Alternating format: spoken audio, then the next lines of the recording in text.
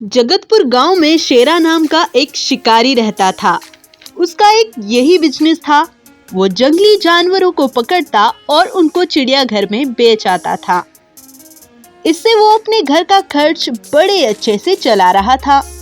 वहीं दूसरी ओर एक मछुआरा एक बड़ी सी नदी से मछलियां पकड़ता था। एक दिन वो उस नदी से मछलियां पकड़ने निकल गया। तभी उसके सामने एक बड़ा गोरिल्ला नदी से बाहर आया। इतने बड़े गोरिल्ले को देखकर मछुआरे की आंखें खुली की खुली रह गई। तभी वो गोरिल्ला बड़े जोर जोर से हंसने लगा। हा हा हा हा हा हा हा हा हा हा हा हा हा हा। आज मैं बड़े दिनों के बाद इस नदी में आया हूँ और अच्छी बात तो यह है कि बाहर निकलते ही मुझे भोजन मिल गया। हा हा हा हा। मुझे बड़े जोर की भूख लगी है। अब मैं तुम्हें कच्चा ही खा जाऊंगा।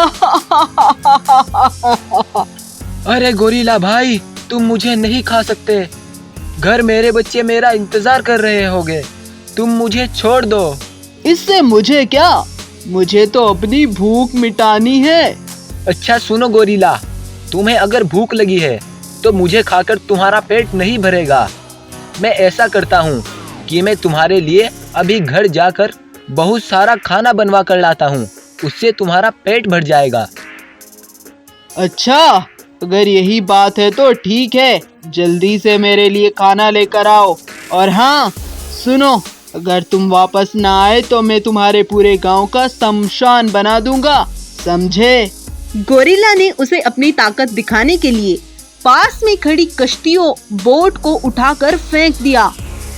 तभी मछुआरा बेचारा डरते हुए गांव पहुंचा और जाकर शिकारी शेरा से मिला और उसे जो हुआ सब बताया। शेरा भाई, उसने मुझसे ये भी कहा था कि अगर तुम वापस नहीं आए तो मैं तुम्हें और तुम्हारे गांव को कब्रिस्तान बना दूंगा। ठीक है, तुम घबराओ मत। मैं उस गोरिल्ला का इंतजाम कर दूंगा, लेकिन उसके बदले मुझे कुछ इनाम मिलना चाहिए। इसके लिए हम राजा जी के पास जाएंगे। तुम उनको सारी बात बता देना, उससे मुझे कुछ इनाम भी मिल जाएगा, ठीक है? फिर दोनों राजा के पास चले गए और मछुआरे ने राजा को पूरी बात बताई और राजा थोड़े घबरा गए और बोले, अच्छा यह बात है, इससे तो वो हमें सबको नुकसान पहुंचा सकता है। सुनो शेरा, अगर तुम उस गोरिल्ला को पकड़ कर लाते हो तो मैं तुम्हें बहुत सारा इनाम दूंगा। ठीक है महाराज, मैं पूरी कोशिश करूंगा।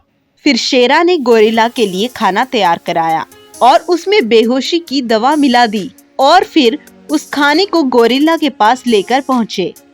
गोरिल्ला वो खाना खाने लगा और खाते ही बेहोश होकर नीचे गिर गया।